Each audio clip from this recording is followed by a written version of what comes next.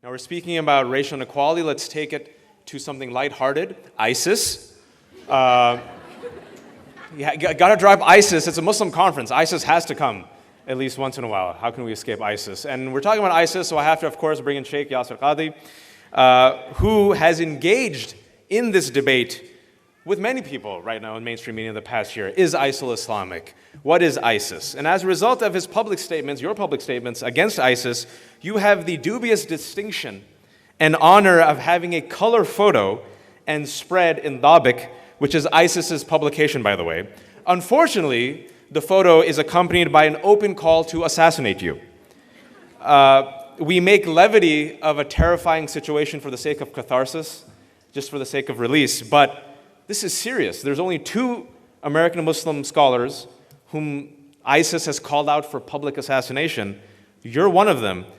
Specifically, as an individual, how does this affect you?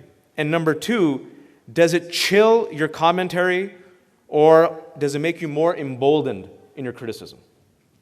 Bismillah, alhamdulillah, wa salatu wa salamu ala rasulillah wa ala alihi wa sahbihi wa man wala hamma ba'd. The call of ISIS to assassinate another Muslim is not surprising coming from this organization. We didn't expect anything better from them. They have done nothing except wreak havoc and terror for our faith and our religion.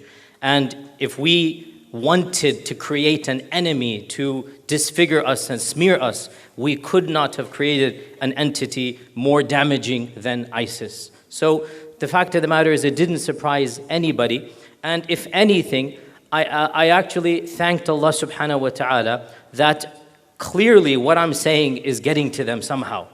Clearly the points that we're raising and the points that we're using to refute them is irritating them to the level of them wanting to simply eliminate me. And I really think that this was a sign and a blessing for those, because believe it or not, brothers and sisters, and I know this is terrifying to some of us, but alhamdulillah, we know 99% of the ummah over here has nothing to do with ISIS. But there is that 1% or 0.1%, however much it is, there are those disenfranchised young men and women who actually think that ISIS is doing something good. We all know they exist. We all know they're a very small, minuscule percentage, but they're out there. And that's why we have young men and women, every few months or weeks, we hear about one person leaving our country and going there. For that segment, for them to hear that these are the tactics of ISIS, I mean, if you want to refute me, let's have it. Go ahead. Let's have a discussion. Let's have a dialogue. Release your points, I'll release mine.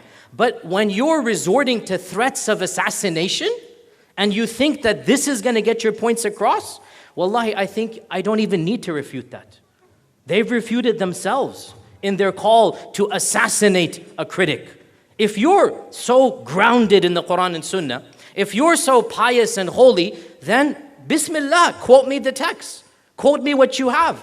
But if you're so silenced by criticism that the only alternative you have is to threaten with violence and assassination, well then, I think, as I said, that is the greatest refutation of your own argument. As for me personally, to be honest, I mean, I think it affects my family more than it affects me. I believe Allah Azza wa Jalla will protect, alhamdulillah, I'm fully confident. And the fact of the matter is that, I was asked this question on Fox News, actually, a number of other entities. Aren't you worried about going to the mosque, about attending conventions? They were even asking about, for example, conventions like ours here at ISNA. Aren't you worried? And I said, subhanAllah, the safest place I ever am in is amongst Muslims. The safest place I ever feel is amongst Muslims. And I've gotten, I'll finish with this point. Wow, I've gotten death threats from 2 segments of humanity. Death threats, I'm not exaggerating. Death threats, literally threats to kill from 2 segments of humanity. The first of them was not ISIS. The first segment that threatened to eliminate me from the face of this earth, one of them was really funny. I got a letter in my college, cut and paste. You know how the cartoons, they cut and paste. Literally, I kid you not, I have it in my office still. It's literally cut and pasted from newspapers, letter, word for word, like they say. Let me introduce you to 2 friends of mine, Smith and Wesson. Maybe some of you won't get that joke in Chicago, I don't know, but I just found that it's a gun. Smith & Wesson's a gun. Smith & Wesson is one of the names of famous guns. My point being, the first segment that threatened me was not radical Islam. It was the far right. It was the far right of our own country here. And the first time the FBI came to inform me that, there are threats out there, it wasn't my fellow Muslims. It was my fellow Americans. And I said this on CNN, and Fox News didn't let me say that point, but I said this on CNN and on other news agencies that, don't just concentrate on the radicals over there. There are radicals over here as well. And the fact of the matter is, me living where I'm living, I'm more worried about radicals from the far right than I am amongst radicals from within my own community. I can handle you guys, alhamdulillah. You're not radical, you're my brothers and sisters, alhamdulillah.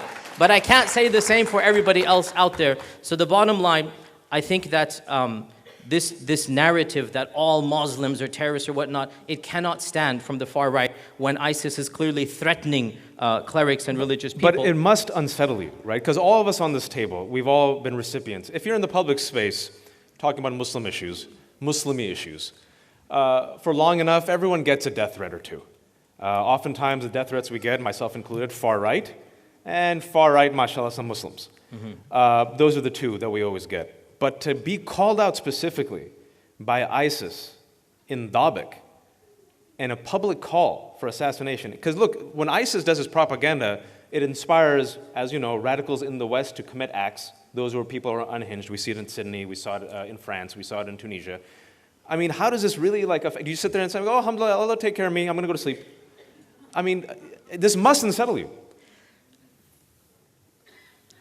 I didn't aim to become a target of assassination for ISIS. It's not a goal, it's not something I want. I never wanted it. Of course I don't want it.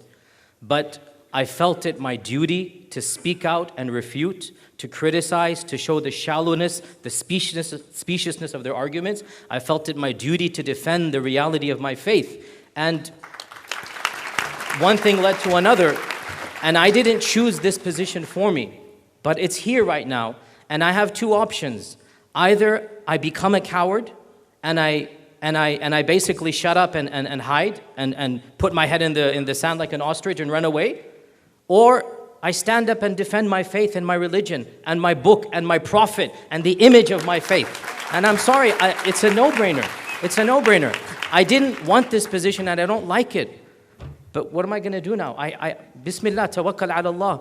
And inshallah, may Allah Azza wa Jal protect. That's all I can do. And do a prayer for Yasir Qadhi's family as well.